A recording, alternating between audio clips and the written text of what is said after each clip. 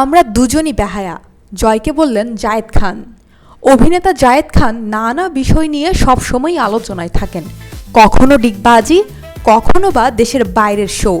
যেমন এখন তিনি আছেন লন্ডনে, সেখানে বেশ কয়েকটি অনুষ্ঠানে অংশ নেবেন আলোচিত এই অভিনেতা।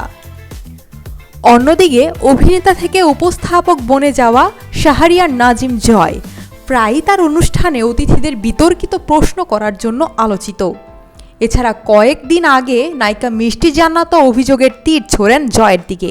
তাকে লং ড্রাইভে নিয়ে যাওয়া ও চুমু খাওয়ার চেষ্টা করেছিলেন জয়, এমন অভিযোগ জানান এই অভিনেত্রী।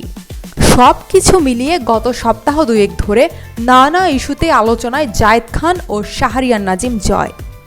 এবার সামাজিক যোগাযোগ মাধ্যমে নতুন করে আলোচনায় এলেন এই দুইজন। সেটির সূত্রপাত মাত্র 25 সেকেন্ডের একটি ভিডিও ক্লিপ দিয়ে। কয়েকদিন আগে শাহরিয়ার নাজিম জয়ের উপস্থাপনায় 13টি প্রশ্ন নামে একটি অনুষ্ঠানে গিয়েছিলেন জায়েদ খান। সেখানে জায়েদ খানকে জয় প্রশ্ন করেন, অনেকে বলে জায়েদ খানকে ধৈর্য যদি ধুমসে পিটাইতে পারতাম তাহলে মনে খুব শান্তি পেতাম। উত্তরে জায়েদ বলেন, এটা আপনার ব্যাপারেও শুনেছি বিদেশ গেলে। আমি বলেছি পিটাইতে পারবো না, চ্যানেলের ভেতরে থাকে, মারার সুযোগ নাই। এ সময় খানিকটা বিব্রত হয়ে যান জয়। তবে বিষয়টি নিশ্চিত হওয়ার জন্য জয় জানতে চান, এরকম শুনছেন? জায়েদ বলেন, অনেক। আপনার আমার সেম কেস।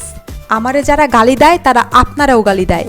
আমারে ফোন করে বলে যে এই বেহায়া লোকের শোতে যাওয়া যাবে না।